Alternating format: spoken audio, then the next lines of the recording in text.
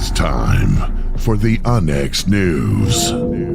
Extraterrestrials, time anomalies, dimensions, remote viewing, UFOs, UAPs, and USOs, ghostly encounters, abductions, Bigfoot, and more. Your end of the week news source for everything unexplained. Here is your host for the Onyx News Podcast, Margie K.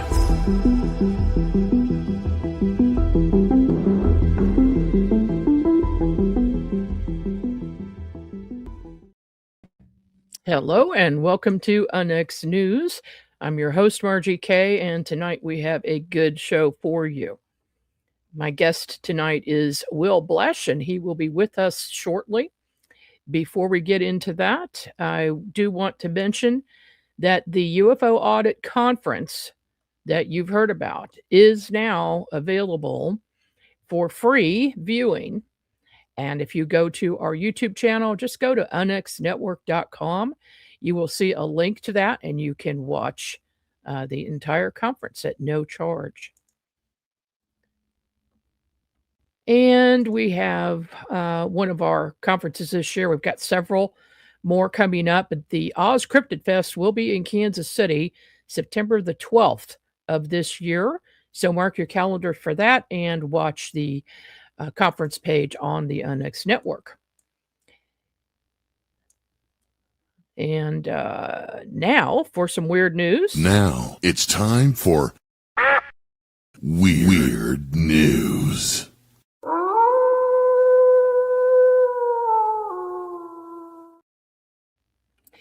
We've got a few very strange stories for you tonight. First one is about a founding father's frisky ghost that has been spotted all over Philadelphia. Benjamin Franklin was 84 when he died on April 17, 1790, and his legacy has continued on for hundreds of years since. So too, supposedly, has his spirit, and not in a metaphorical sense in this context. The Big Book of Pennsylvania Ghost Stories from 2008 describes Benjamin Franklin as a rather active spirit. A cleaning woman employed at the American Philosophical Society claims that she often saw the founding father's spirit hurrying down its halls. The society was founded by Franklin in 1743 and happens to be right around the corner from Carpenter's Hall, the setting of the First Continental Congress, and also supposedly a haunted site. Almost every morning, she would see a man dressed in 17th century clothing wandering through the library, whispering to himself. Reads Haunted Philadelphia, Famous Phantoms, Sinister Sights, and Lingering Legends to 2015. He would move books around, even climbing ladders to reach them. Other times, he paced back and forth or leaned over a table to study. Things were generally copacetic between Ben and the cleaning woman. Then one day in 1884, the woman claims Franklin's ghost pushed her out of the way to get where he was going. The woman, upset the ghost didn't stop to apologize, chased after him. The book reads, when she caught up to him, she lectured him on how a gentleman should behave. Somehow that sounds like Franklin. This somehow worked. Franklin's spirit, properly chastised, folded his arms and bowed an apology to her. He even went so far as to avoid any rooms she was cleaning until she was done, proving you'd never too old or too dead to learn some manners. Not that it stuck. Haunted Philadelphia mentions women have been reported getting pinched by unseen fingers in the building, and that also sounds like Franklin. Franklin's ghost, the Big Book goes on, has also been caught outside of the building on occasion, hurrying along to an appointment that's definitely been on the calendar for a while. He's even been seen dancing a jig. The American Philosophical Society doesn't respond to Paranormal PA's request for comment on Ben's ghost supposedly dancing his way through the halls and down the street. Maybe we'll get Paranormal PA on here sometime soon. And then from Fox 31 Morning News in Denver, they say a notoriously haunted mansion with reports of flickering chandeliers, books flying off shelves, and several resident ghosts is available for lease in Denver. The Peabody Whitehead Mansion sits on Grant Street and is usually just a stop during Denver ghost tours. However, on Halloween of 2013, the current owner, Ira Wurtentail, and his wife, Cindy Powers, bought the house and refurbished it over more than a decade. Now it is available for lease. The mansion was first built in 1889 and designed by architect Frank E. Edbroke, who also designed the Brown Palace. For over a century, the mansion's website said it served as a boarding house, nightclub, restaurants, and clerical offices. Now it has 8 apartments with anything from artifacts in the common spaces to collections of historic artwork. A spokesperson for the mansion, Alan Blado, said the renovations took over 10 years, but there's still some of its original charm, like the old staircase. Underneath the stairs also lies a collection of artifacts that Wurtentail has collected around the world, including authentic time period prosthetics. Around every corner, there's either a unique painting, a vintage vase, or even toy babies hiding in a crawl space. As he started doing this, probably around 2009, he developed this style and was kind of working on his craft. And this property is kind of like the culmination of all those efforts, where he's refined his style and how they do things. And it's really just all come together. The apartments vary in price from $3,300 to $3,800 a month. One apartment is already rented out and the others are available, but these won't be the only residents in the building. The first residents were Dr. William Whitehead, a war surgeon, and his family. The second resident was James Peabody, the 13th and 15th governor of Colorado, according to the mansion. These 2 men were said to have brought spirits to the house from the people Whitehead couldn't save or the lives taken from Peabody's policies and actions. The mansion said White House reported recurring nightmares, and his family apparently witnessed books flying off the shelves and pictures falling from the frames at night. The mansion is also said to have hosted at least 12 spirits over the years, including Whitehead, who died in the house. Other ghosts include Eloise or Ella, who lives on the 2nd floor and is said to be commonly seen appearing in mirrors or staring out the windows. The mansion said another woman who reportedly died in the house is said to haunt the basement of the mansion, while another woman is said to be buried under the foundation. This woman's story was investigated in season 6 of Ghost Hunters. 2 ghosts are children, and one is said to mess with the 2nd floor chandelier. Another is an old man who is known to haunt the 3rd floor and is the suspected cause for glasses and beer bottles at the bar to spill without being touched. Another old man haunts the 1st floor and is reported to have a strong smell of a cherry-scented pipe. Blado said that through his and Wurtentail's time in the mansion, they haven't seen any ghosts, but they have brought in several paranormal investigators who have heard footsteps and voices. A former employee from the previous tenant had told Blado a time when a computer turned on and typed the same letter over and over again. If you can live with these ghost stories and look past a creak of a floorboard or flickering lights, several units are available for rent. And from WION, for one Artemis II astronaut, a 9-year-old prophecy has come true. And this is a piece by Anamika Singh, published April 9th. Artemis II astronaut Reed Wiseman was already working with NASA when he received a fortune cookie in 2017 that talked about visiting a strange place that would offer a new perspective. As he flew to the moon, this fortune has come true for him. Artemis II astronaut said that before. And the same year, Wiseman captioned the post, "I chose to believe this fortune I received tonight. Perhaps the moon or a journey to Mars." Little did he know that this fortune would come true. NASA shared Wiseman's photo from 2017 with the caption, "Strange place check, new perspective triple check." The strange place is the moon. While flying into space and looking back on Earth gave the astronauts a new perspective on life, often known as the overview effect. Weissman's trip to the moon marks the first time humans have left orbit in over 50 years. By the way, splashdown will occur in about 2 hours from now, so be sure to watch that. And we are going to put that up on our Facebook page, um, our group pages. And then in other weird news, this is from Outdoors. A small human skull wasn't an intentional part of an Easter egg hunt this past Sunday at a community park in Long Beach, California, but it definitely derailed the happy event. Families reported discovering the partially buried skull while kids were hunting for plastic eggs along a nature trail in the park. Local KTLA 5 News says authorities have confirmed that the skull is real and from a human. However, additional details are currently unavailable. That's got to be a first. Easter egg hunting and finding a skull.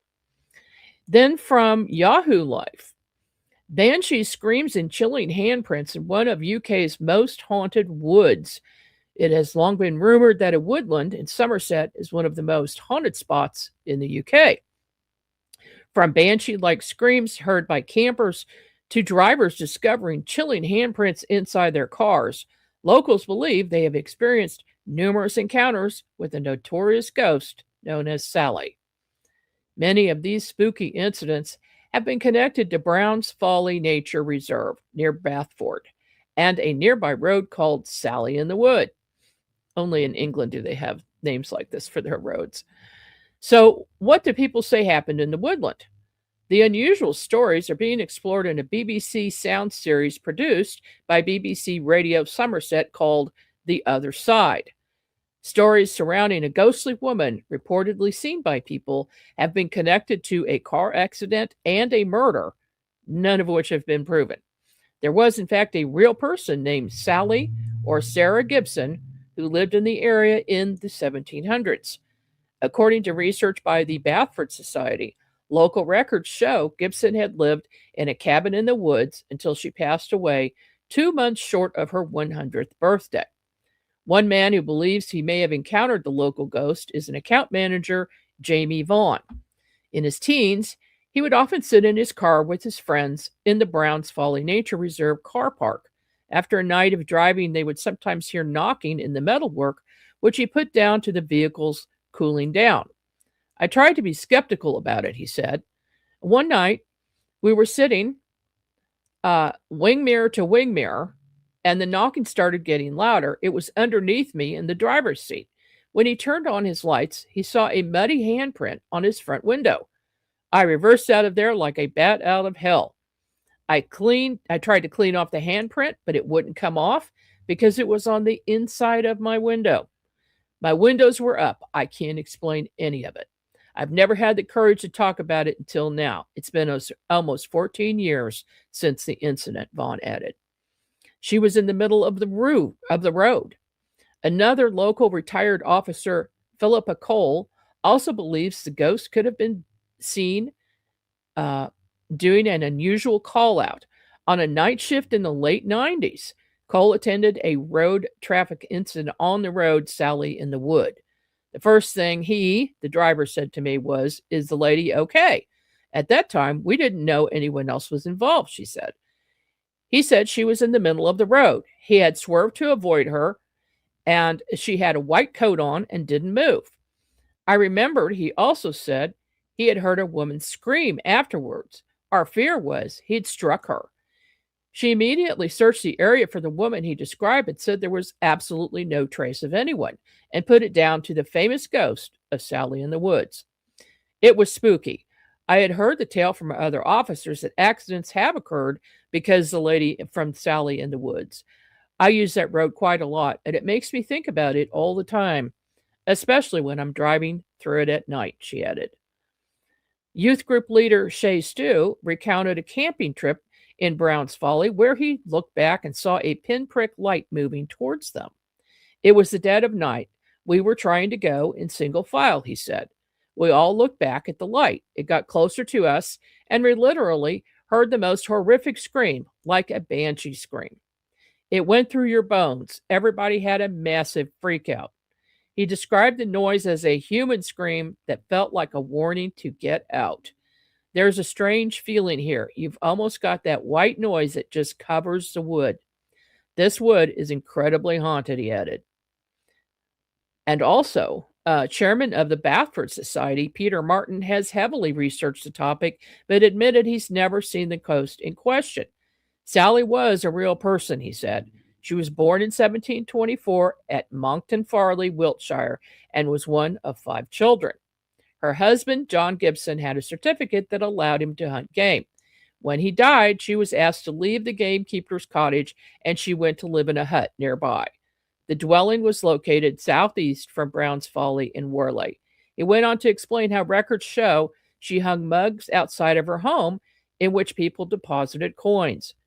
She lived until she was around 100, which is extraordinary, Martin said.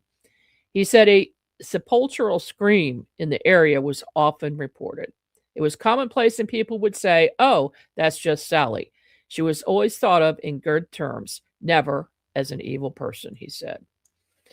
So that is it for our weird news this evening. And believe me, there is a lot out there because I've got my assistant Violet researching these things. And thank you, Violet, for finding some good ones for us.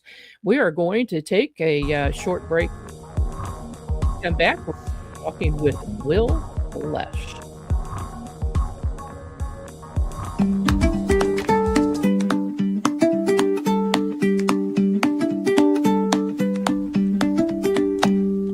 Patriarch's oxygen water addresses a condition called hypoxia, which is insufficient oxygen in the cells and tissues. The fact is that hypoxia triggers 90% of all chronic conditions, including circulation issues, low oxygen levels in the blood, and more. By drinking Patriarch's oxygen water, you can restore oxygen levels in the body, restore energy, reduce age spots, and renew stem cells.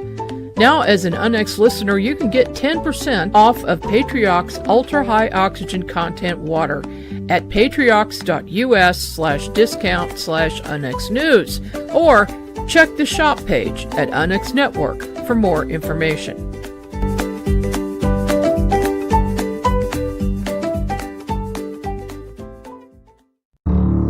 The paranormal field is changing, and now, more than ever, it's time for professionals to lead the way.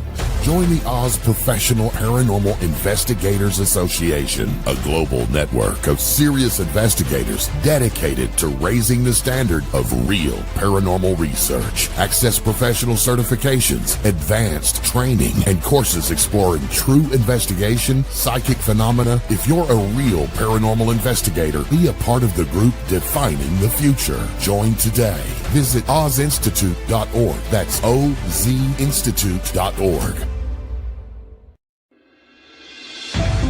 The new book, How to Research a Haunted House by paranormal investigator Margie Kay and professional researcher Violet Wisdom, is now available from UNX Media. This one-of-a-kind book explains how to do research on a house with uncommon methods and resources used by historic home researchers, and how to determine who may be doing the haunting and why. How to research a haunted house can be used by homeowners, renters, investors, and it should be in the library of all professional paranormal investigators. Get this unique book at unxmedia.com or amazon.com. That's unxmedia.com or amazon.com.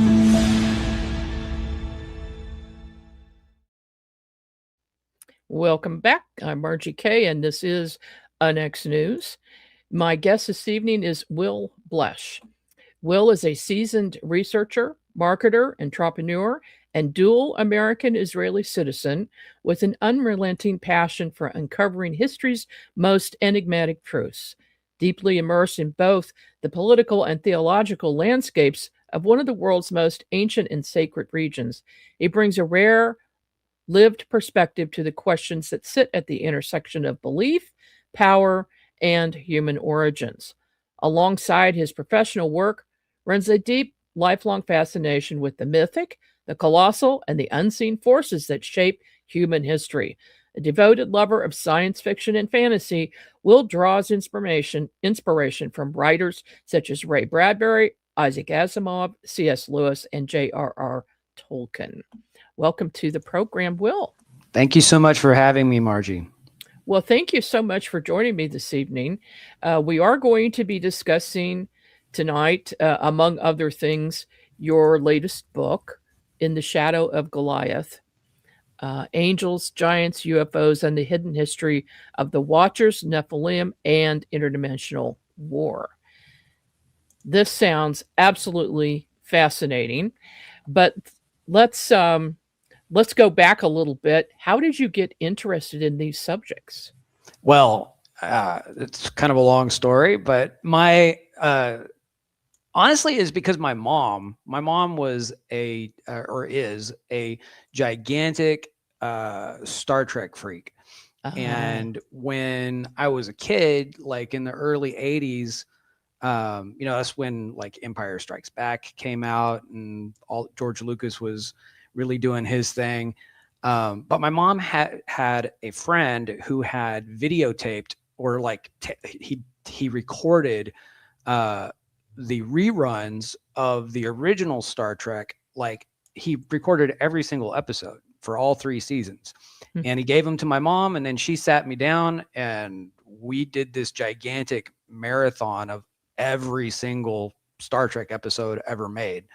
And I fell in love with the whole idea of beings outside of our world, right? And I wanted that. I wanted there to be something more than just the commonplace, what I considered boring human, life as a kid. Right. And so that's kind of like what started it. And then I have always been a voracious reader. And so my mom was like, well, you could start off with some of the early classics, Jules Verne and Ray Bradbury and Isaac Asimov and H.G. Wells and this kind of thing. And so I just started reading, and I kept on and just kept on and kept on. So that's kind of like what sparked it. But then what really like became an actual real thing for me was the fact that my family and I were living in Virginia, in Buckingham County, way out in the woods. My mom is a neonatal intensive care nurse, or she was at the time, and we basically moved wherever she got a much better job. She was a single parent, and every time she got a better job with a higher pay, we would move there. Well, this was the latest place that we moved. And one evening it was myself, my sisters, and my cousins actually had come with us. And we were out playing around, I don't know, like 6:30 in the evening, something like that, when the sun is going down. Photographers would call it magic hour, that kind of thing. And if you know anything about the landscape in Virginia, there's just tons and tons of forest. There's like a lot of woods, right? And in the place where we were living, like I said, we were living out in the countryside, and there was a forest or a tree line way off in the distance. And we had like this gigantic field that was cleared of any kind of trees. And, there's like wild onions and stuff growing out in this field. And we would go along picking it and, crunching on them. But there's this tree line way out there. And on the opposite side of the house, there's another tree line. Well, we're out there, we're playing, and I can't remember what we were playing, but as we're out there, across the top of the front tree line, I guess I could say, there were these 3 lights. And at first I was like, oh, that's like, maybe some Air Force jets or something, something with running lights. That's what I thought at first. because this wasn't like at the treetop level. It was more, I don't know, like at the cumulus cloud level. It was pretty high up in the sky, but it was over that tree line. And I saw it, and there were these 3 crimson lights. And I glanced up, saw those, and just went back to playing. But the next time I looked up, those things were coming towards us, and they were moving pretty fast. But it was like kind of like a cruising kind of speed, I guess. But there was like zero noise. It didn't sound like jets. It didn't sound like anything. Yeah. That's kind of weird. And they're just like moving. And as they got closer and closer overhead, I noticed that they were in a triangle shape, and each light was at the point of a triangle. And I was like, that is so cool. And then I was like, I had to stop doing what I was doing and just pay attention to that. Uh-huh. As it went overhead, I noticed, oh my gosh, these aren't just like glowing orbs. You know, there's actually this black triangle that's connecting all of these 3 crimson lights.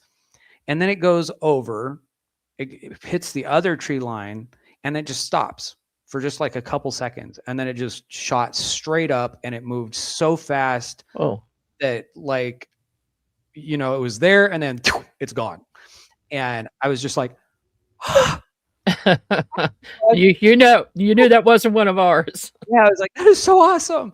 So me and my sisters and my cousins, they saw it too. It wasn't just me. And we went running in to tell my mom and her sister and her husband. And they didn't believe us. They were like, "Yeah, you kids are, just kids," or we know you've been watching too much Star Trek. Mm-hmm. It was so frustrating to me at the time that no one believed us. And we kind of just went on and, moved past that incident. And I have never actually seen anything like that ever again. I've never had any other experience or anything like that. But it was something that stuck with me. It's never gone away. And it's something that, beyond my interest in, science fiction, it was like, oh, there's something that was real that kind of, I don't know, I wouldn't say like shattered or fractured my reality or anything like that. It's a little hyperbolic, but just changed your perspective. Yes, it did. It actually, it entered into my frame of reference in a way that I was like, there is something more, right? And at the time as a kid, I was just like, this is, I know what it is. It's an alien UFO, right? Because I'd seen Close Encounters of the Third Kind by this point, and I'd seen E.T. So this was, that's all I could think of. Over time, my perspective has changed a little bit on that. But that is actually what got me started on a research sort of journey, something where I was like, everything that we've been told cannot be the God's own truth. This cannot be all there is. And so if there is truth, I want to find out what that is. And so that's basically one of the big things that got me started. How many books have you written? This is actually my first traditionally published book. Okay. Well, it looks quite impressive. I can't wait to read it. I did peruse it a bit. So besides that one encounter that, let's say it's a UFO, have you ever had any sort of paranormal experiences, ghosts, poltergeists, missing time, anything like that? I can't say that I have, not that I'm aware of. There's definitely been, you know what? There were actually in the same time frame when I was about 12 years old, which was when I had that experience with the UAP or whatever.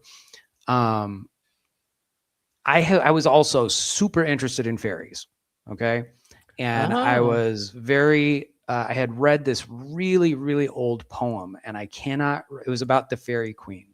And I can't remember who wrote it, but it was like from several hundred years ago. And I had found this book of poems about fairies at the school library.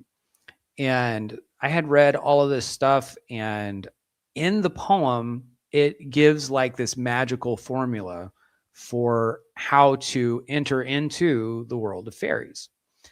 And so and it had to do with you wait until Midsummer's Eve. And so I calculated all the stuff, what day it's supposed to be on and everything.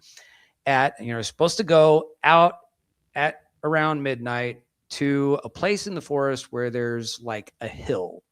And there's a cleared area with it, like a circle, right? And there's like this little hill inside this circle of trees.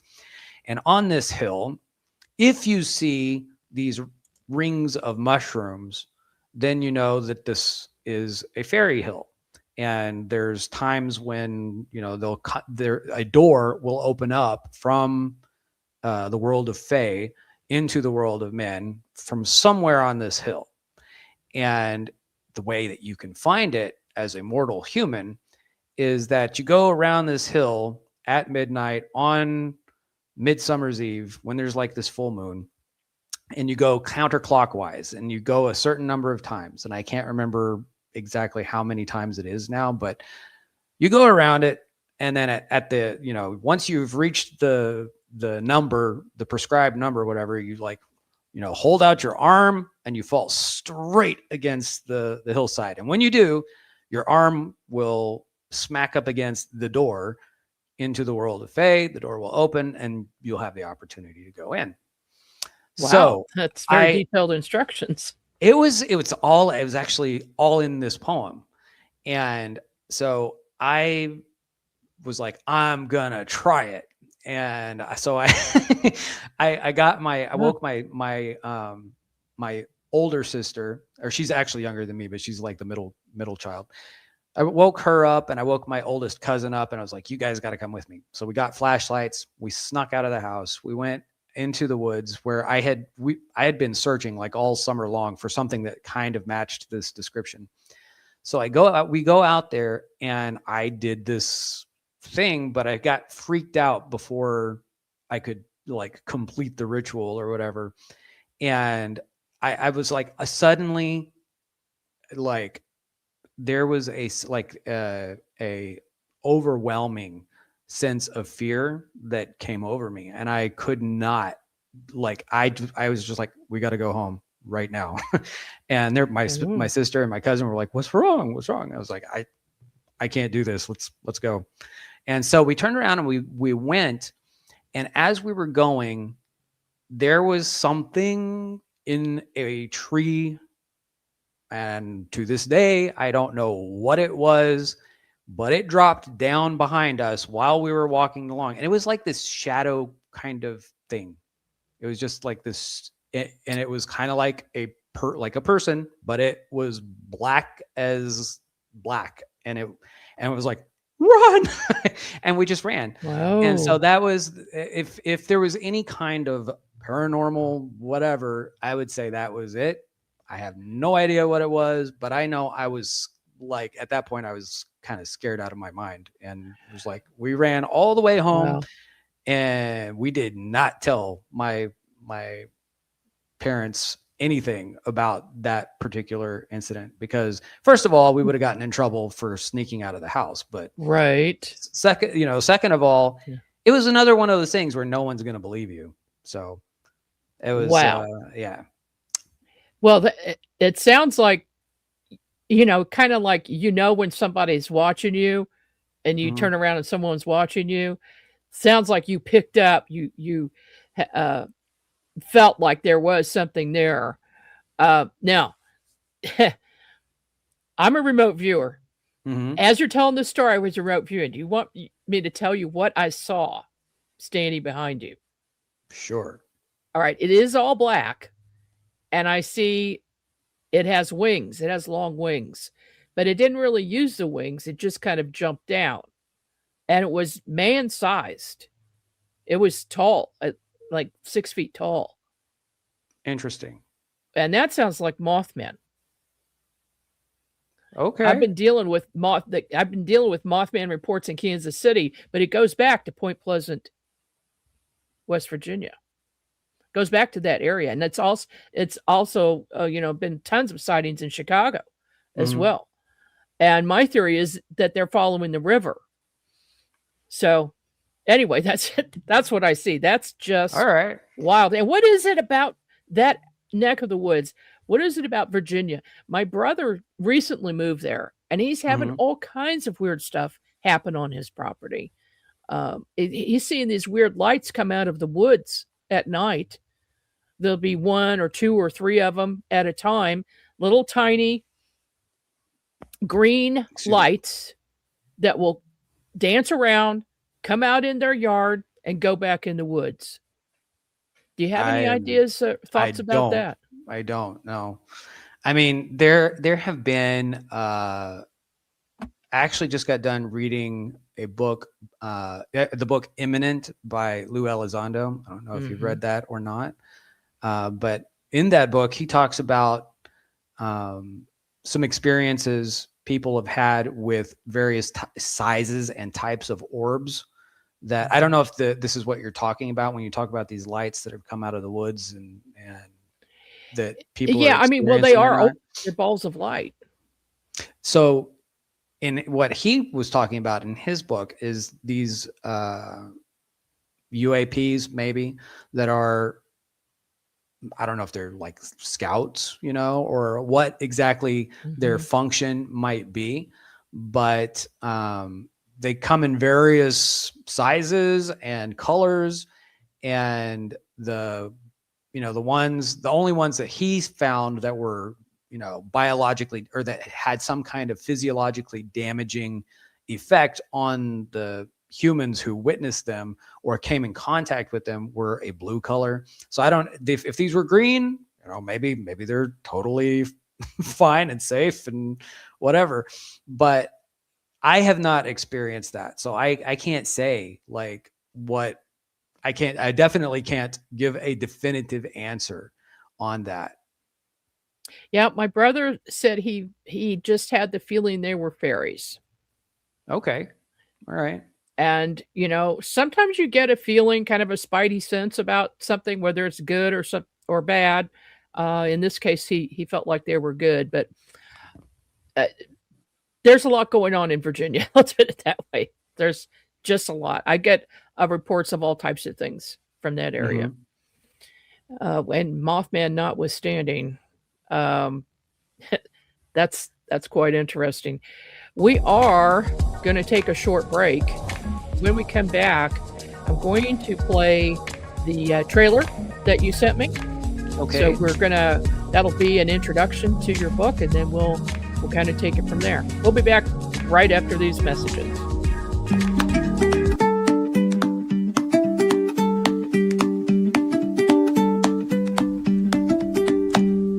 Patriarch's oxygen water addresses a condition called hypoxia, which is insufficient oxygen in the cells and tissues. The fact is that hypoxia triggers 90% of all chronic conditions, including circulation issues, low oxygen levels in the blood, and more. By drinking Patriarch's oxygen water, you can restore oxygen levels in the body, restore energy, reduce age spots, and renew stem cells. Now, as an UNX listener, you can get 10% off of Patriarch's ultra-high oxygen content water at patriarchs.us/discount/UNX News, or check the shop page at UNX Network for more information.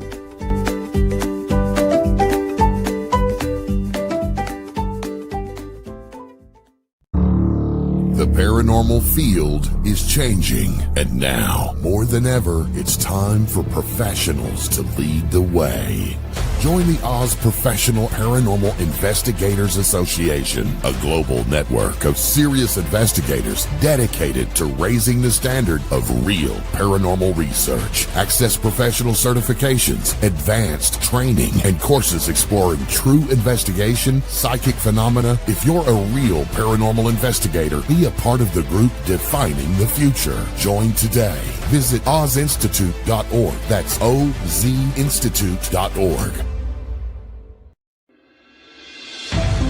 The new book, How to Research a Haunted House by paranormal investigator Margie Kay and professional researcher Violet Wisdom, is now available from Unex Media. This one-of-a-kind book explains how to do research on a house with uncommon methods and resources used by historic home researchers, and how to determine who may be doing the haunting and why. How to research a haunted house can be used by homeowners, renters, investors, and it should be in the library of all professional paranormal investigators. Get this unique book at unexmedia.com or amazon.com. That's unexmedia.com or amazon.com. What if the truth about history, faith, and reality itself wasn't lost to time, but deliberately erased, stripped down, rewritten, and sanitized to keep humanity from seeing what threatens the modern order, and the agendas hiding behind it? In the Shadow of Goliath peels back the veil on a world you were never meant to see, a world where giants walked the earth, angels were not metaphors, and the phenomena we now call UFOs are far older than science dares to admit.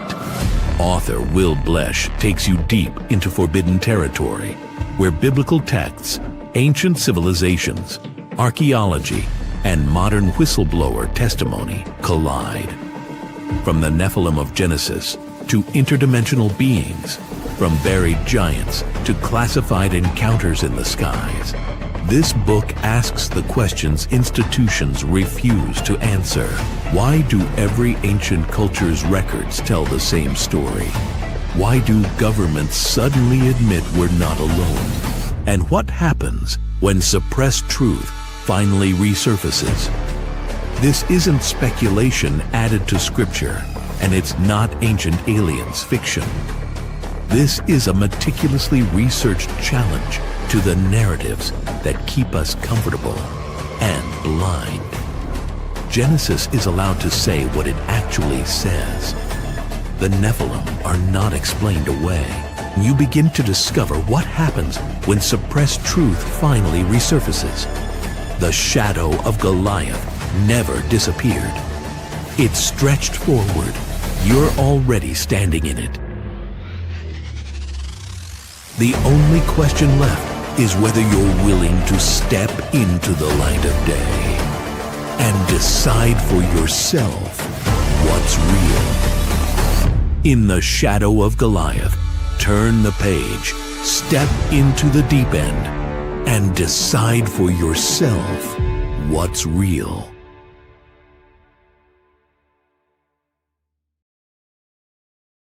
And we're back. You're listening to Unex News. I'm Margie Kay, and my guest this evening is Will Blesch. And we are talking about his new book. And so let's get into it. That was a fantastic trailer. Well, I must say, one of the better ones I've seen. Gives me some ideas. Well, I can't take credit for it. That was done by Skywatch TV. They did some great stuff, and they put that together. So, yeah, well, they did a good job. Your book explores angels, the Nephilim, and UFOs, UAPs through the lens of history, theology, and mythology. What first drew you to connect these seemingly separate subjects? Patterns.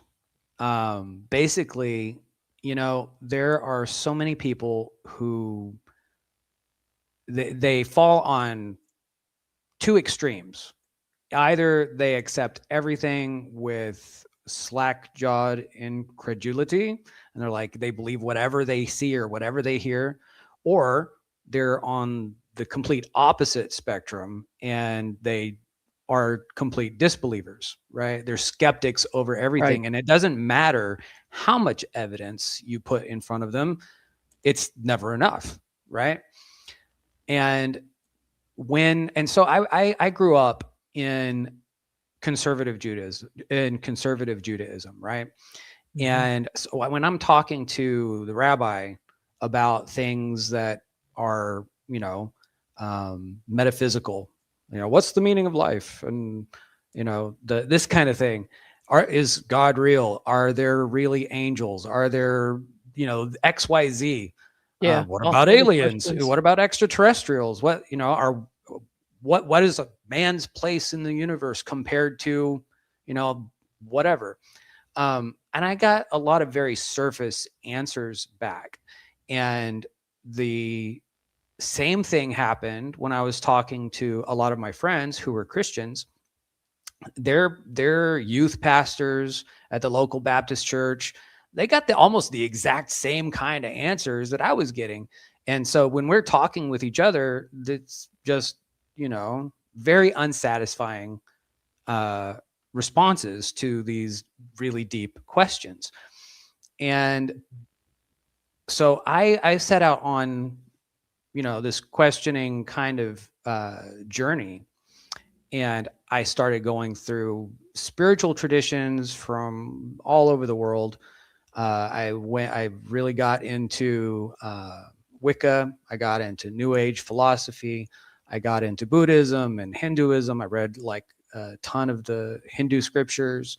I read all kinds of mythologies and oral traditions from native peoples around the world, in Africa and in Native Americans, Australian Aborigines. And one of the things that stuck out is that all of these people talk about all of these traditions, all of them. They talk about non-human intelligences. Now, they might disagree about the nature of these non-human intelligences, and they might disagree about their origins, but they all agree, all of them, that there are intelligences that are not human, right? And that kind of interested me. And so over time, I and then I let me back up just a little bit, because I kind of left a little bit out there. As a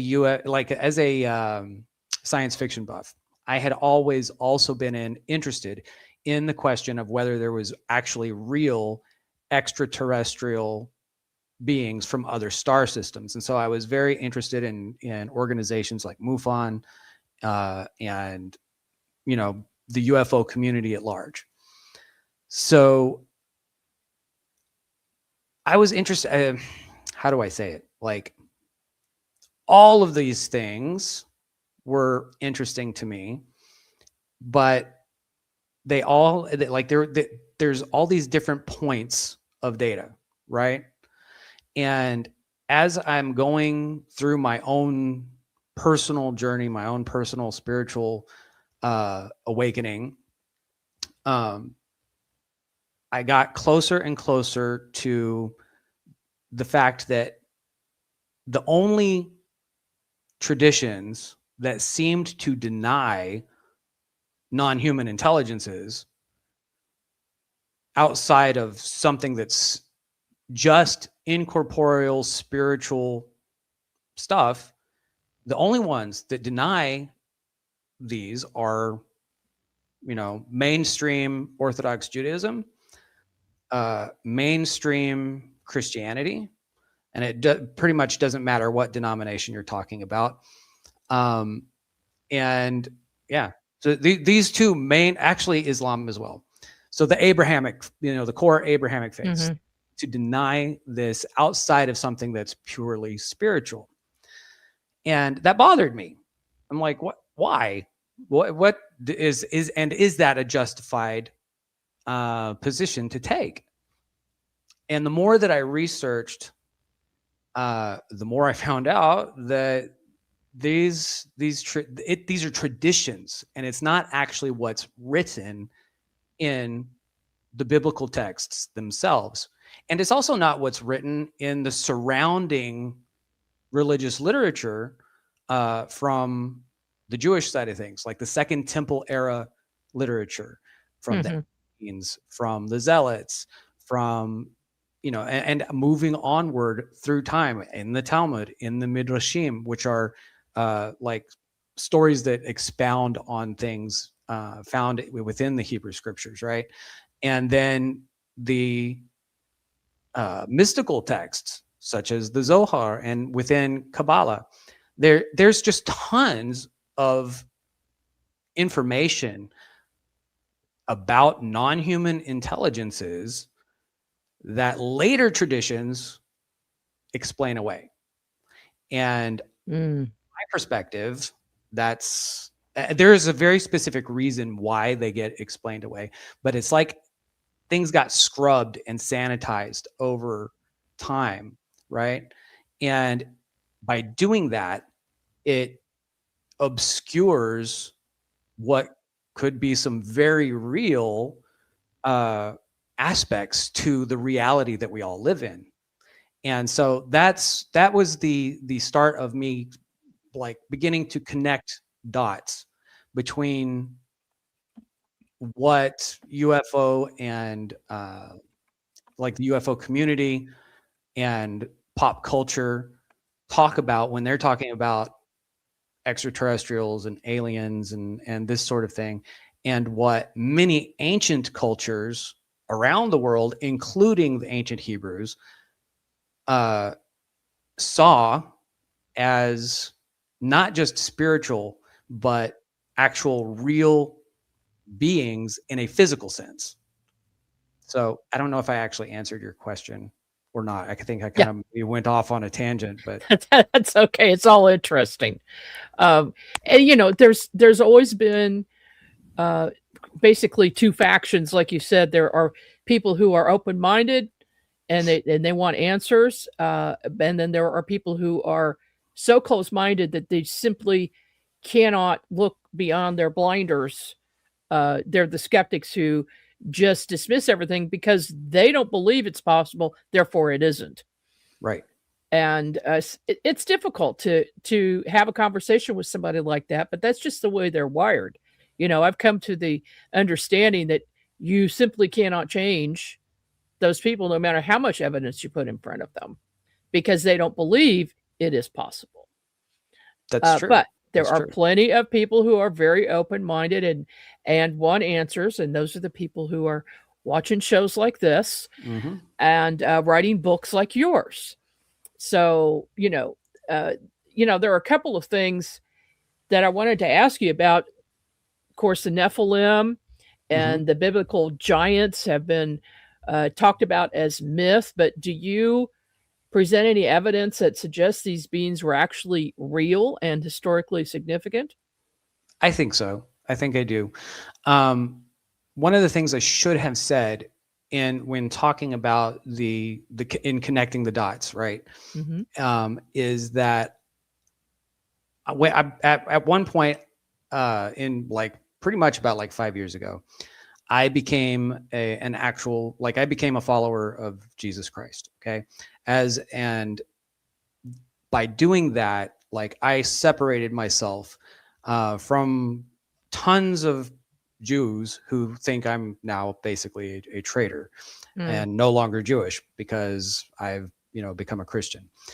What I would say though, is that when that happened, I became somebody who really, really began to really pay attention to what is written. And so I read the entire Bible from Genesis to the book of Revelation. And when I'm talking about connecting the dots, one of the things that you find is that within the Hebrew scriptures, there are a number of different species of beings that fall under the angel umbrella, right? Angel is it's just a descriptor word. It tells you what the being does. It means it's a messenger of some type. But it doesn't say anything like in terms of taxonomy or ontology. There's nothing that says this is what type of being this is, right? It's just a job. So within that umbrella, there's a number of different types of beings that are described. And one of the things that kind of struck me is the fact that, and I actually heard this from a guy named Timothy Alberino in his book, which is called Birthright. But it really like stuck with me. And that is the fact that these beings can literally be described as alien, like, because they're not human. And they can also be described as extraterrestrial because their place of origin is not planet Earth. And so you have these beings that are described throughout the Hebrew scriptures. And by the way, also very similar beings in the Hindu scriptures, in some regards anyway. And these are like ancient accounts of non-human higher intelligences. And they are technically both alien and extraterrestrial.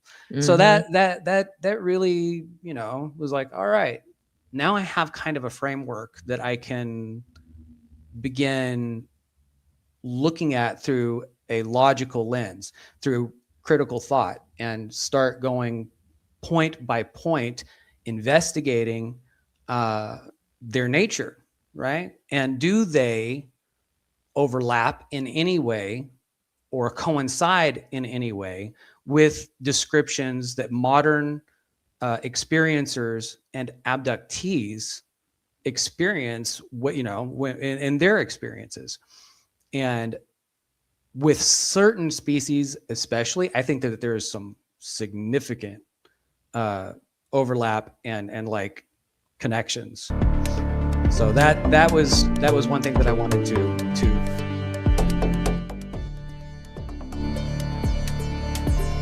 Well, we're up on a break, Will. Just hold that thought for just a couple of minutes. We'll be back right after this.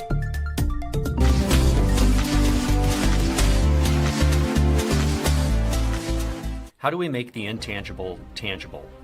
How do we come to an understanding of a phenomenon when so much information is concocted or misreported and circulated on the internet?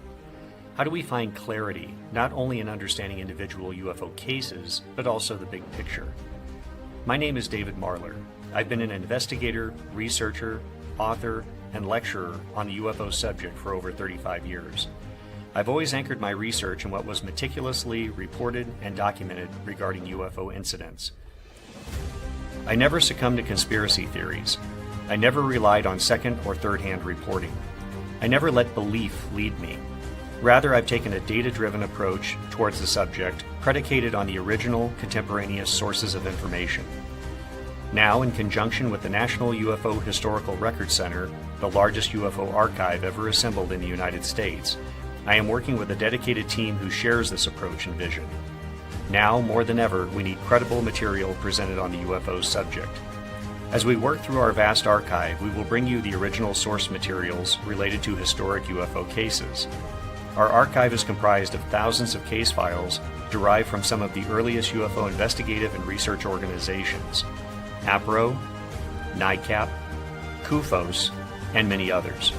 Some of these are familiar cases, but the majority have never been shared or discussed publicly before, until now. Together with my colleagues, who are some of the leading historians in the United States on the UFO subject, we look to be a credible voice for the field. Everything we present is backed up by the original military or civilian UFO reports, the original audio tapes, the original correspondence, the original news clippings, and original photos. All of these are housed at the National UFO Historical Record Center, where they can be accessed by visitors. All of these materials we look to share with you, our audience, in our series, UFOs in Retrospect.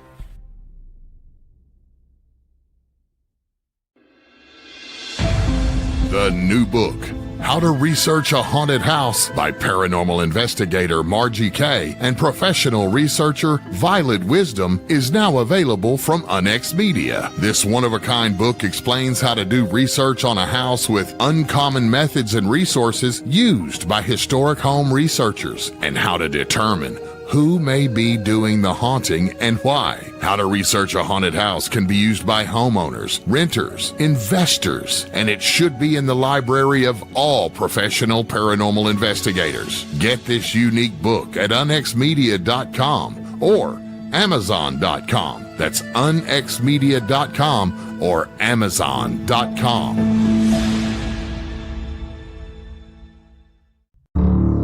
The paranormal field is changing, and now, more than ever, it's time for professionals to lead the way.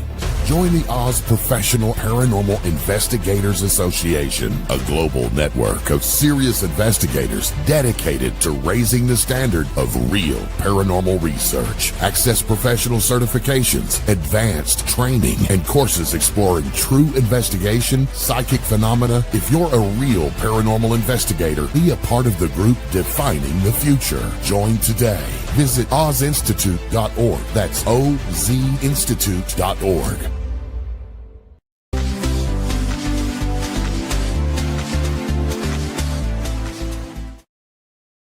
And we're back with Unex News, and we are speaking with Will Blesch this evening about his book, In the Shadow of Goliath. That's a fantastic cover. That's it. Did you design that? I had input, but I was not the sole designer, no. Yeah, well, I've been using AI a lot lately. It's amazing what it can do, too. I agree. Yeah. AI has come a long way in just a very few years. So, I remember, sorry, go ahead. Yeah. No, I was just going to say, you can't trust anything you see anymore because it could be AI. That's true. That's true. I saw there's, what they call UGC ads, or user generated content ads. And some of those look, completely like real people, and you would not know the difference, unless somebody told you. So, right. Exactly. Well, let's pick up where we left off. I'm going to let you continue your thought. Sorry about that little glitch earlier. No worries at all. I honestly don't remember the exact last thing that I had said, except that it was this realization that the non-human beings described in the Hebrew scriptures and within the New Testament, also within the Talmud and later writings, they can all literally, technically be described as alien and extraterrestrial. And once I realized that, it opened up a line of inquiry where I wanted to basically look at things from pure logic, and through critical thought, and go down the rabbit hole in terms of seeing where that led, in terms of how does this compare to what modern experiencers and abductees have related within their testimonies, right? And I found that there is significant overlap and connection between certain species that are described and some of the beings that are described by these experiencers in their testimonies. So that's one of the things that I explore pretty heavily in the book. That, I have to say we're on the same wavelength there, because I began questioning things in the Bible when I was very young. By the time I was 12 years old, I was kicked out of Bible school in our Methodist church because I asked too many questions. But when you think about it, angels, Nephilim, giants, all of these things that were discussed, and I'm just because of my background, I'm only familiar with the Bible. They all sounded like extraterrestrials. They sounded like beings that came down from the sky or appeared out of nowhere.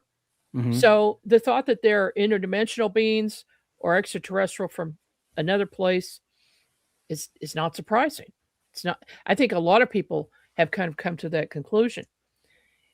But you challenge secular academia and religious institutions for suppressing inconvenient truths.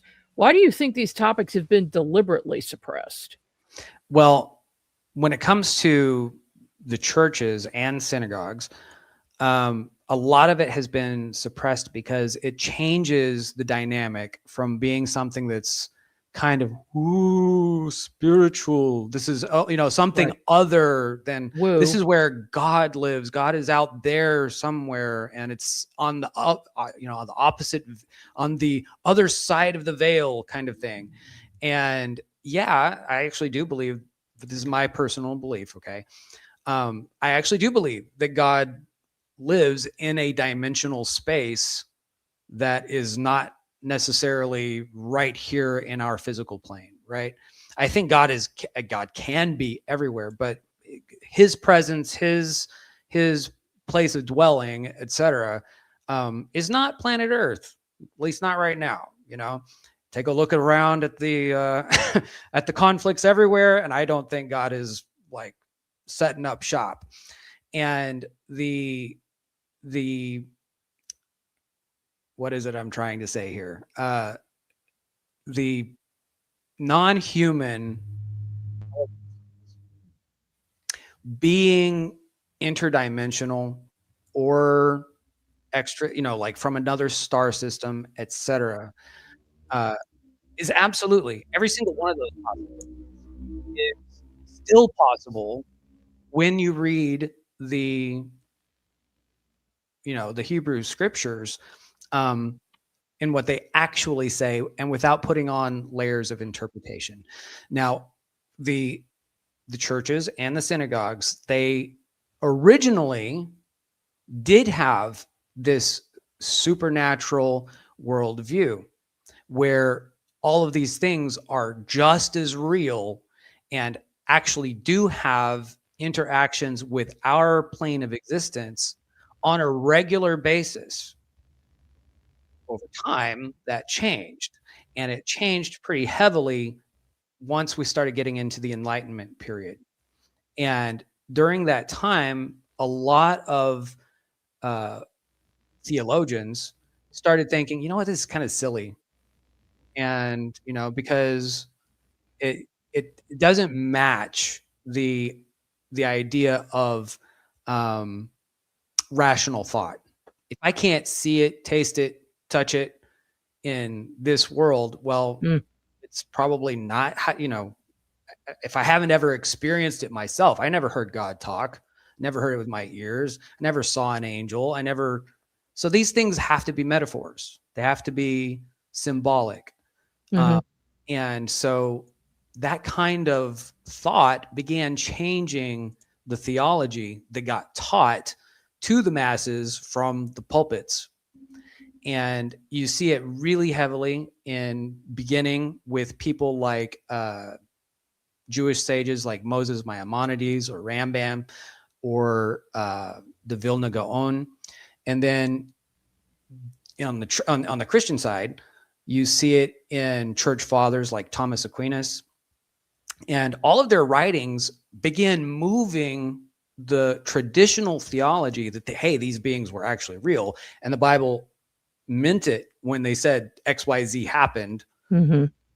Then these guys moved the whole stream away from what it actually says to what is a completely different interpretation, because it just doesn't make sense from a rational point of view. So they changed it to a metaphor. Yeah. And that's exactly what happened. And down from the time of these particular guys, those views became the dominant view, which is still the dominant view today. in the book, I actually document the doctrinal statements from literally every single one of the major church denominations in the world today. And every single one of them describe angelic beings as incorporeal and without free will, and only, servants of God designed to minister to people or to, stand around God's throne saying holy, holy, holy all day long. And that's literal doctrinal statement, but that doesn't match what is actually in Scripture. And Scripture describes not just these good guys, it describes bad guys. And that's where the Nephilim come in. It's where these, fallen angels come in. Basically a cosmic rebellious force that invades our dimensional space. And it starts off in Genesis 6, where it talks about the sons of God saw the daughters of men, that they were beautiful, and they lusted after them, they wanted them, and they came down and they took whomever they wanted as wives. And the connotation in the Hebrew there is not, oh, we love you, you're so beautiful, we want to take you and love you and create families with you. And no, it's we take, and the connotation is rape. It's violent. It's very negative, right? You read the commentaries, and it's almost to a man. These commentaries talk about the violence that is involved in these verses. And so you have these non-human intelligences that show up in Genesis 6, and they father what are called the Nephilim, or the fallen ones. And these are a hybrid species between these non-human intelligences and humans, right? So you have an entire new species that is created or made, and it's because of these beings. Excuse me, my headset's falling off my head. It's because of these beings that God sends the flood. That's one interpretation anyway, of Noah's flood. Most people are like, well, God, the God of the Hebrew scriptures or the Old Testament, he's this genocidal maniac. He's wiping out mankind and all the animals and all of this stuff, and he's just killing everybody because they don't do what he wants them to do. But if you take into account what Genesis 6 is actually implying, which is actually expanded upon in great detail in the book of Enoch, in the book of Jubilees, and in the Essenes, the book of the Giants. There's a lot of supplemental material there. And so you have God looking at these beings, these rebellious beings who have copulated with mankind and created this hybrid species that's kind of unsanctioned, right? And the entire purpose is to change the genetic structure of the human race, to basically breed us out of existence and set up something else to dominate the planet. Whereas God had told Adam, go out, be fruitful, be fruitful and multiply and subdue the earth and rule over it. Well, humanity was designed to rule this planet. This was our domain. And now these rebellious these cosmic rebels show up, and they are trying to basically commit a worldwide interspecies genocide by killing off or breeding out the human species and replacing us with something else. And God, I go into this kind of deep in the book as well, but the connotation, like I said before, was violence, right? It wasn't just, if you go into the broader literature, it wasn't just them breeding or changing the DNA of humans, it was also changing the DNA of the animals, of the plants. They were basically screwing with every living organism and changing what essentially God had created. And when they did that, because they did that, the Hebrew scripture says that everything became corrupt. And when God saw that, it was like, okay, it's time for a reset. I can't allow this to continue, because if I do, everything that I made it's going to be gone. Mm-hmm. Humans are going to be gone. So the flood, where he saves Noah and his 3 sons and their wives, along with all these animals on the ark, whether you believe that's an actual real boat with, whatever, or if it's like some, like, what do they call it? Like some kind of a seed kind of ship, where they actually really did save the genetics of all the Yeah, that's been an things, idea right? that's been brought up. Mm-hmm.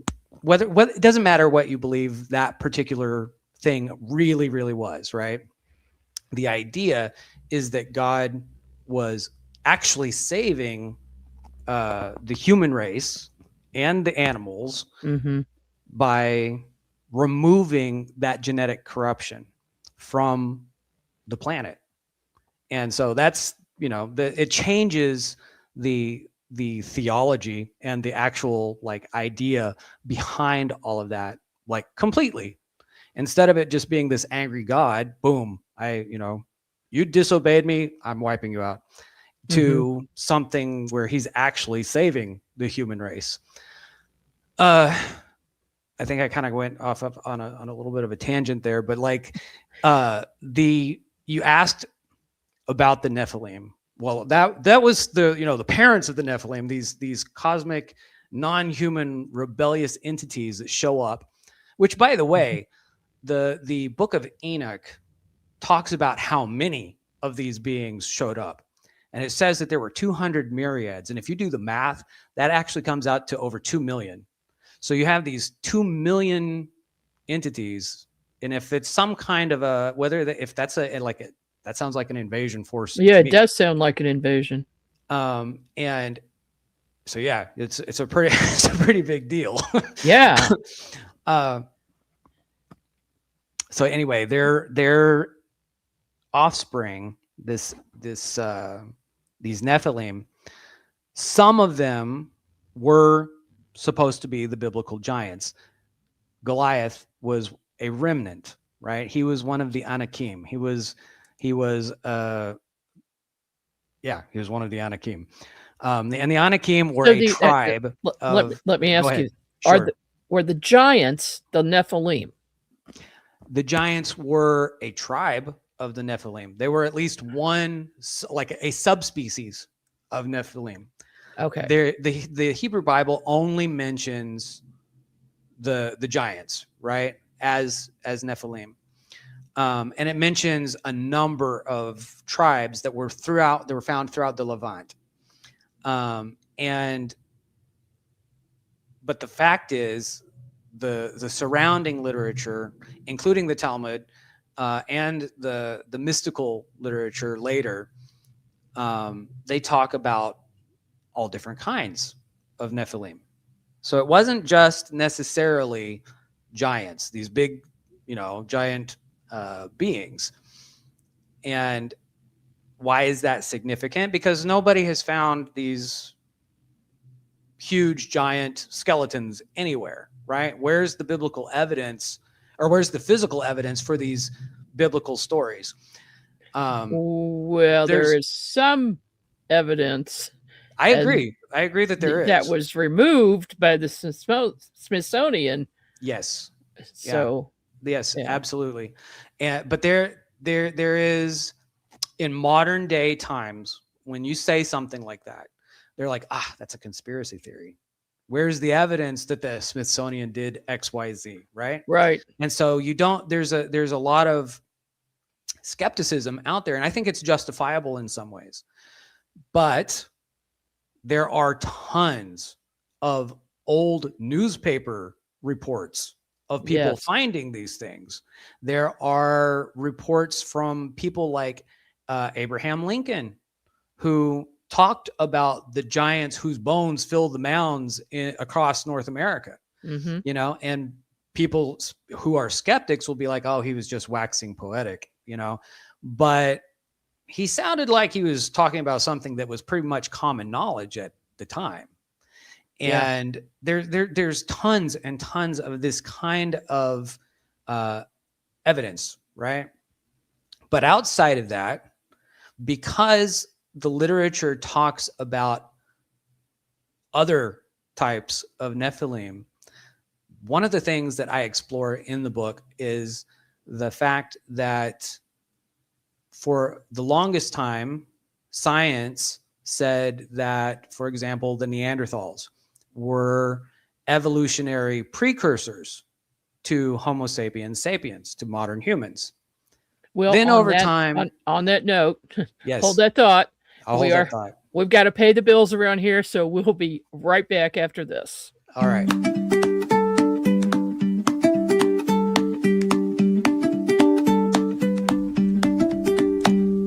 Patriarch's oxygen water addresses a condition called hypoxia, which is insufficient oxygen in the cells and tissues.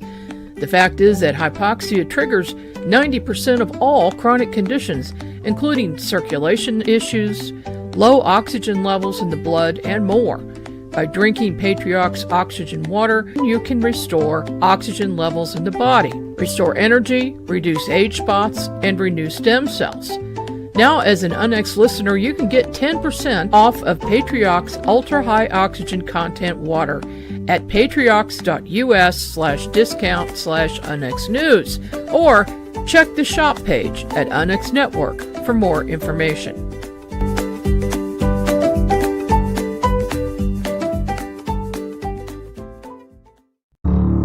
The paranormal field is changing, and now, more than ever, it's time for professionals to lead the way.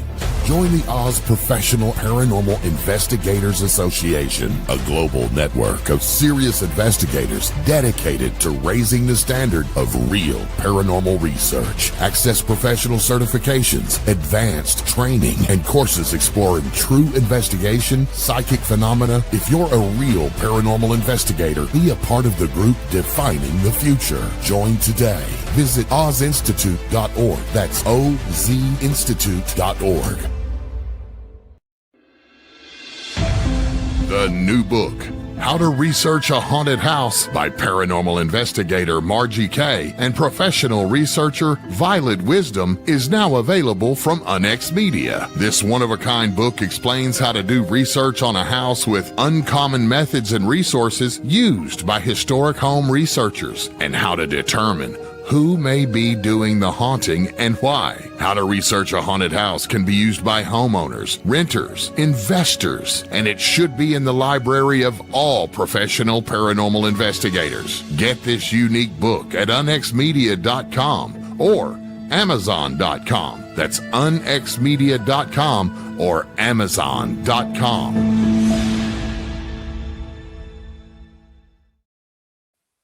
And we're back.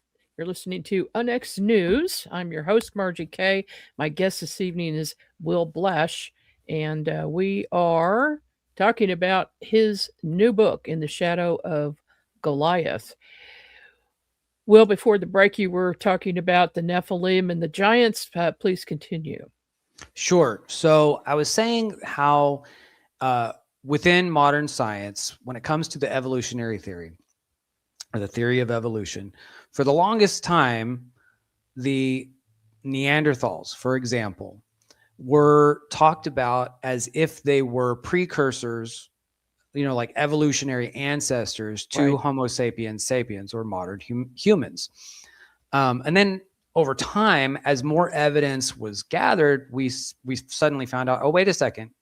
At some point during history, Homo sapiens, Neanderthalis, and Homo sapiens sapiens coexisted side by side for a significant period of time.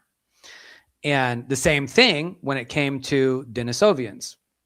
Well, some people there's been various theories that have been put out by Christian organizations, like creationist organizations, such as the idea that, okay, well, Neanderthals, we're not going to say that we believe in the theory of evolution. So what we will say is maybe these beings were a pre-Adamic race.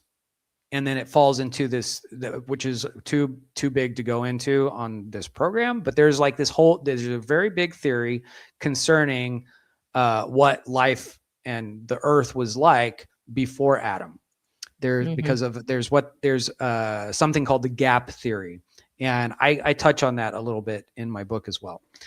Another theory that has been put forth is the idea that, okay, there were these beings who looked very similar in some ways to modern humans, but they weren't humans. They certainly didn't carry the image of God. So they were basically a type of very intelligent animal that, and who could make tools and glue and make rock paintings and this kind of thing, right? But they're certainly not related to humans, except the scientific evidence, shows that Northern Europeans carry 2% of Neanderthal DNA in their it's mitochondrial DNA. And when it comes to Denisovians, there are certain Asian populations that carry up to 4% of Denisovian DNA, I believe, in their mitochondrial DNA. Now, one of the things that I don't think anybody has thought about is the idea that, wait a second, the theory of evolution was already like their idea was proven wrong by science, that these were not precursors to us. We didn't evolve from them because we coexisted at the same time as them for a certain number of years, right? But then on the flip side, you have these religious people who are doing like their own theories that don't really have very much merit. I mean, if you're going to argue that humans have or carry the image of God, and at the very same time argue that these other beings, the Neanderthals, for example, were just really intelligent animals, but then you find out that these really intelligent animals bred with the humans and there were offspring and there's DNA left within the human population up to 2%. That doesn't make very much sense. And also, while there have been cases of humans having sex with animals throughout human history, at no time did these copulations produce viable offspring, right? For there to be a child from a union, there has to be compatible DNA. And so there's two things from that, just from that. Number one, these non-human intelligences that had sex with human women had to have some kind of DNA. That means they can't be incorporeal beings, at least not entirely, right? They have to have some way of making themselves physical. I don't know if you know who Jacques Vallée is. Oh, I know Jacques. Oh, you know him. Okay, so he has a quote where he says something to the effect of, "How does the devil, how does the devil have intercourse?" And that's an excellent question. You have these cosmic rebels coming onto our planet, taking human women by force and, breeding with them. How does that happen if you are just some wispy spirit? does not compute, right? And then when you get to the idea of the children, them having relations, cultural, as well as war, as well as sexual relations, all of those things happened between the Nephilim and humans in the Hebrew scriptures. And science has shown now that it also happened between Neanderthals, Denisovians, and modern humans. Mm-hmm. And I document a bunch of that in the book with peer-reviewed literature. The other thing that I think is really, really interesting that shows the idea that these are not necessarily evolutionary, like beings who evolved from some, like along the same family tree as modern humans, and at some point we diverged, and also they're evolutionary cousins. There's actually a lot more evidence for the idea that hybrid populations start off small, and when they have very low genetic diversity, especially at the beginning.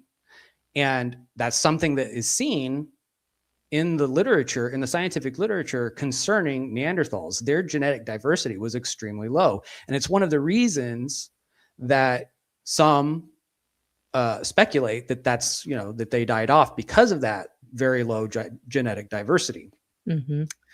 But what if they started off with very low genetic diversity because they were a hybrid species to begin with?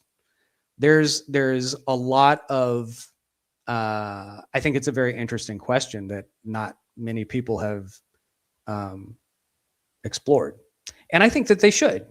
I don't know that, I'm sure that there are people who are going to look at me and be like, that dude is out of his mind, but I've never, and I'm sure I'm going to get it from, mainline Christians as well as mainline, oh yeah, guys in the evolutionary theories camp. Mm-hmm. But I think that there are questions. I don't think there's anything wrong with questions, number one. And I think that if you have a question, either prove it wrong and do get some more evidence and show me that I am completely wrong, and I will be willing to take a look at it. Right. But do some more research, because there are some valid questions to these things. And Yeah. I talk about that in the book as well. We've got a question from the chat real quick. Sure. What is the possibility that there was a previous advanced race here on Earth before humanity, and what happened to it? And do the Sky Wars have anything to do with it? Well, I'm not sure what the commenter is talking about in terms of Sky Wars. I believe that he's talking about during the Middle Ages, there were a lot of objects in the sky, and they seemed to be fighting each other. They were shooting some type of missiles or something, and that was documented. And also a lot of drawings were made at that time. Okay.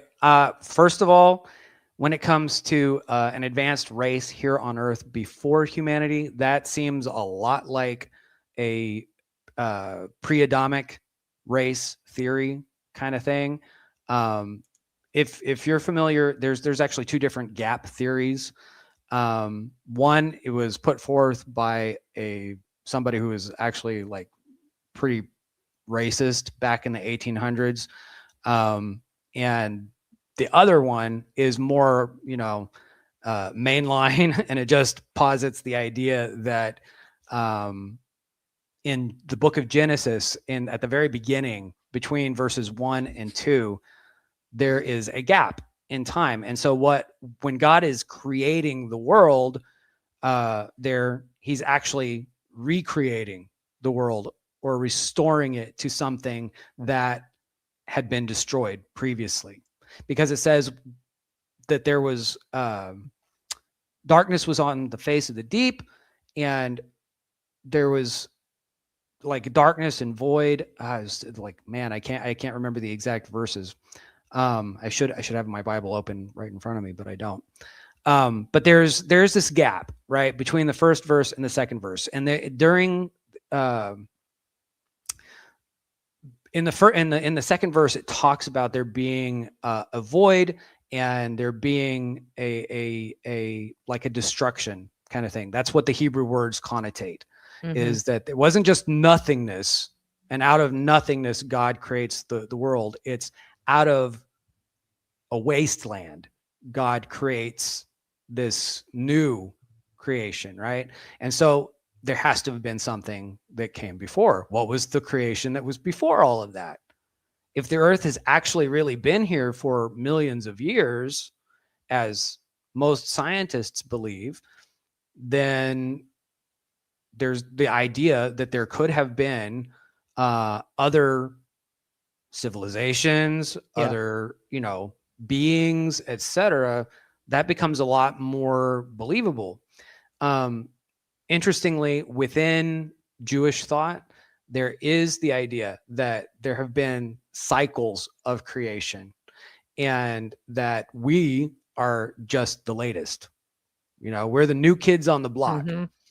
And so, but I don't know that I'm actually answering your question as well as you would like me to. No, I think so. Yeah, I think that's definitely to the point. I've got one more question here that I'm going to show. What are your thoughts about the Tower of Babel and dispersal of various human clans between different members of Elohim? Okay, so I think that's referring to aspects of the divine council that you see within the Hebrew scriptures. God is God. He's the one who's the ultimate creator, the ultimate decision maker, but there are other beings that he has created to work with him and who act in a governing capacity throughout God's kingdom, which is all of creation, right? There's different, just like the United States has different states and different cities, but it's all part of one kingdom. So God has whatever interdimensional space that he's in, and that, the ethereal plane, or and then the material plane and the universe that we all know and love. So these beings that he created as governors, he assigned at some point to be like regional governors over the earth. And he gave various ethnicities and nations to the care of these beings. And when the Tower of Babel happened, basically what these people were doing was trying to recreate the rebellious dynamic that was going on before the flood with these fallen rebellious entities who were in power.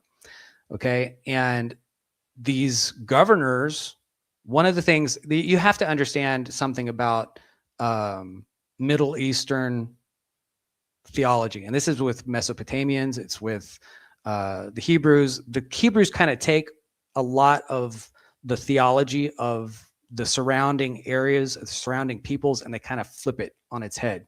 They're all like, these beings are all good guys. They came to give us knowledge and blah, blah, blah. And, all these great, good little gifts. And the Hebrews were like, no, these are not gods. These are fallen angelic or, non-human entity beings. And their gifts, they might seem good for a little while, but they are actually, meant for destruction, to wipe us out.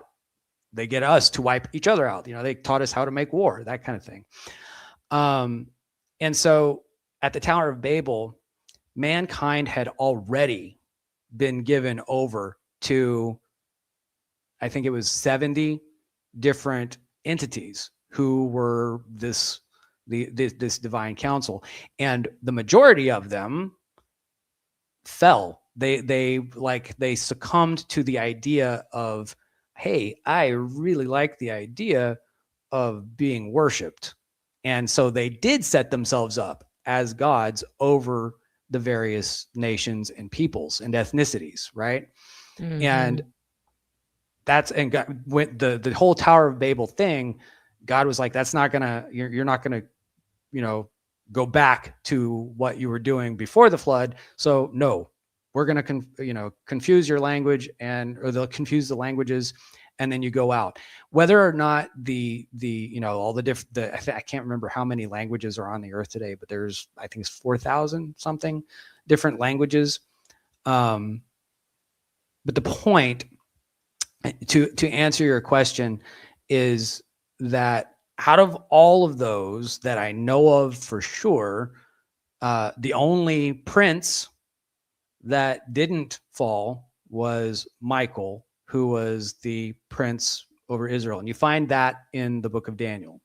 The prince of, I think, the prince of Persia, the prince of Greece. You find this idea of there being these angelic princes who are in power over different geographic regions. And these are the non-human entities, these governors who have power, right? And the only one that is mentioned as being a good guy out of all of these is Michael. Whether or not there were others who maybe also did not fall, don't know, because the text doesn't say. But there is the idea that many of the nations were governed by certain non-human entities who did set themselves up as gods, and people worshiped them. So, well, that leads me to thinking about Zechariah Sitchin and Eric von Daniken. How does your approach differ from their theories? Well, that's the ancient aliens theory. You see it on the History Channel all the time. And that actually is their idea, okay, is that there are ancient non-human entities who are extraterrestrials in terms of coming from another star system. They exist inside our dimensional space, and they originated on a planet somewhere in our galaxy or another galaxy, but it's all within this same universe, right? Or same physical universe. What I'm saying is that I'm not saying, like, my book does not argue that UFOs and UAPs are all demons or anything like that you hear in some Christian circles. I don't argue that. I do think that there is the possibility of life that has arisen around some distant star. There are so many bajillions of star systems out there that it doesn't, like, to me personally, it doesn't make sense that God would just create humanity on Earth and that's it in this entire universe, right? Right. And that just does not make sense to me whatsoever. And that's especially the truth, especially the case when you see verses in the Bible that say the heavens declare the glory of God, right? And in Jewish thought, there's stuff that says God moves through 18,000 different worlds. And because he does so, that it assumes that there are intelligent beings in these 18,000 different worlds. Because why is he moving through 18,000 different worlds, and how, there's a lot of interesting questions surrounding that. Not just that, but there's a certain interpretation, which I also talk about in my book, of a particular star somewhere in our galaxy, or in some star system somewhere, called Miraz. And the people of this who lived around this star or planet, they were cursed. And they were cursed because they didn't come to the aid of the Lord in battle during some cosmic conflict. Doesn't say when, doesn't say where, but there are these scattered references to this. And people just totally ignore this kind of stuff. They're like, oh, that's kind of weird. Let's skip past that. But I've never heard of that. Well, it's the first reference you find is in the Song of Deborah. And it's after she was in a fight against the Syrian general Sisera. And in her song, she said, one of the lines is, "From the stars they fought. Along their courses, they did this and this and this and this and this. Who is they?" And then she talks about the mighty ones. The mighty ones from the stars fought, doing blah, blah, blah, blah, blah, blah, blah, blah, blah. And then you go into the prophets, and they also make references. And they refer back to the Song of Deborah when they're talking about this.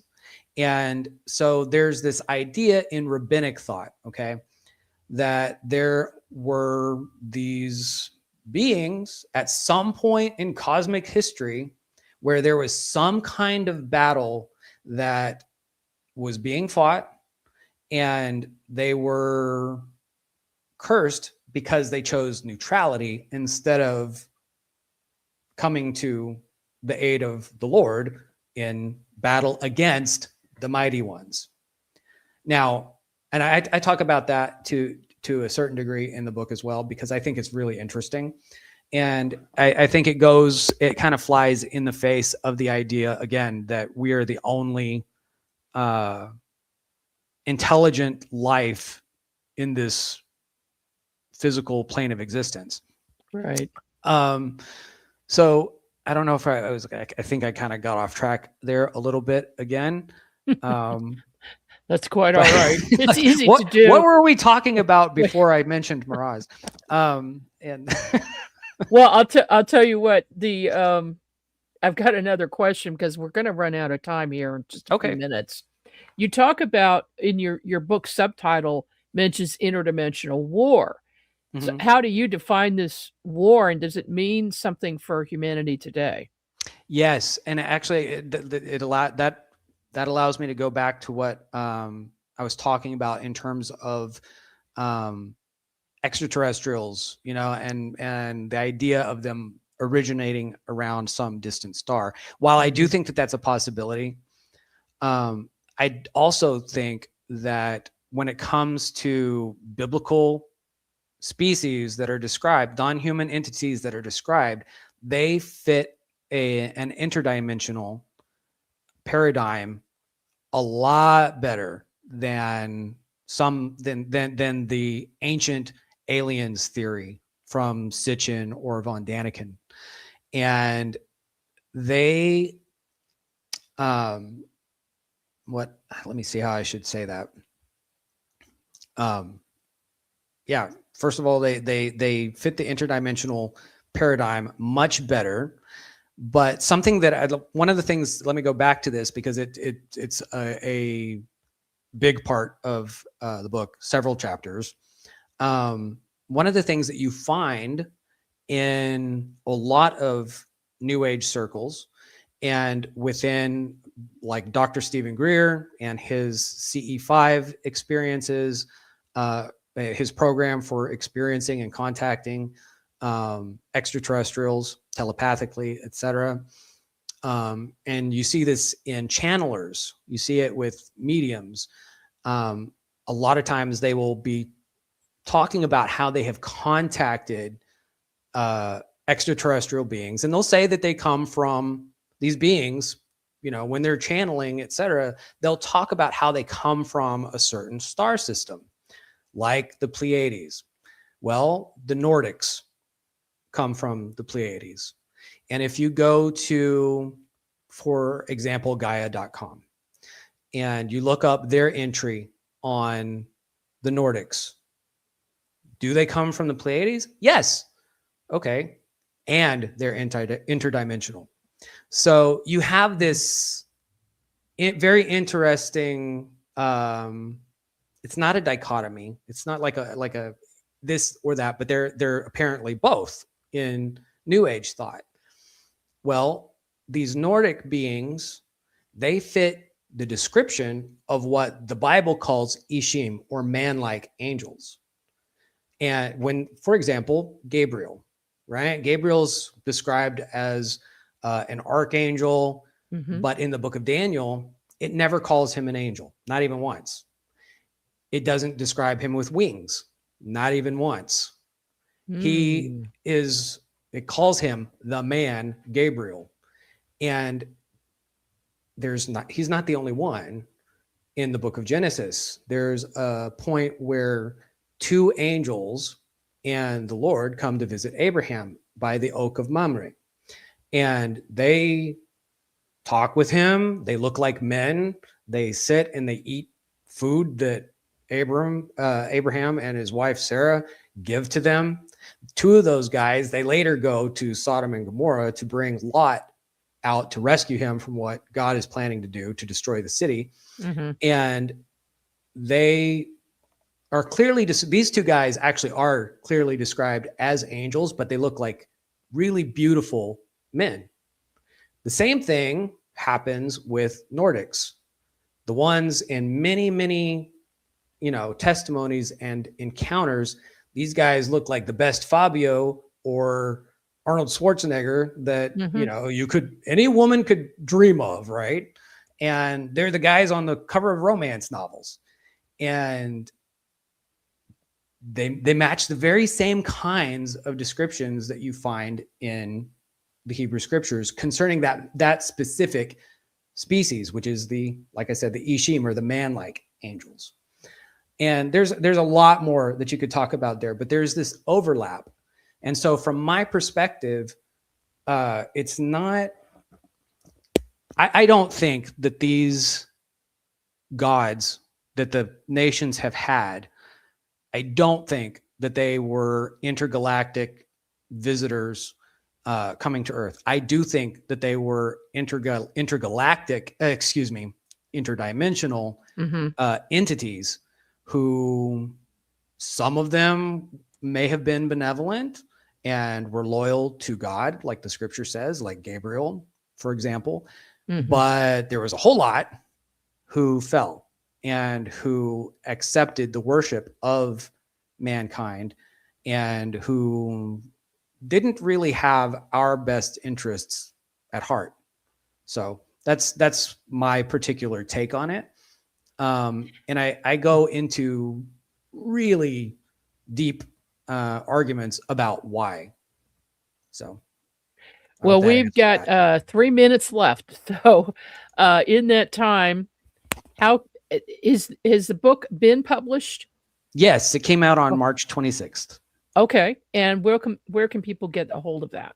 They can go to Amazon.com. You can go to Barnes and Noble.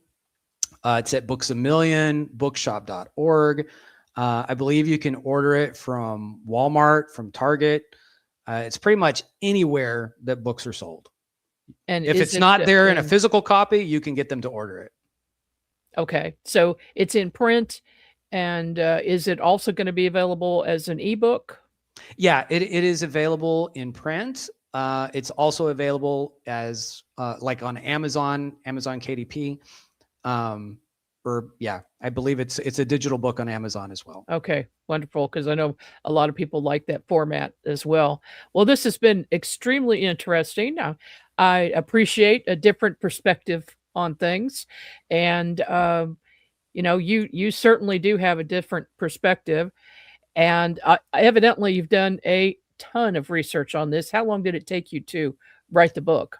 It took me about a year to write it, and I was doing a lot of research before that, gathering all of the notes together. That's something that I actually am really proud of. The book has been endorsed by a lot of different, very well-known people. Yes. For example, Mitch Horowitz, who is the host of Discovery and HBO Max's Alien Encounters, Fact or Fiction. And one of the things that he said is that people are going to, the academics are going to hate this book because I treat people with respect, and I don't talk down to people, but I do, and I provide all of the research that made me come to the conclusions that I came to. You might not agree with me at all, but that's not the point. The point is to get people thinking and thinking critically. So, well, that's fantastic. The book is In the Shadow of Goliath, Angels, Giants, UFOs, and the Hidden History of the Watchers, Nephilim, and Interdimensional War. I can't wait to read it. Will Blesch, thank you so much for being my guest on the show tonight, and I hope you'll come back again sometime. Thank you so much. Thank you for having me. All right. Well, that wraps up another show for us here. And next week, brand new show, brand new format. So stay tuned. See you next time.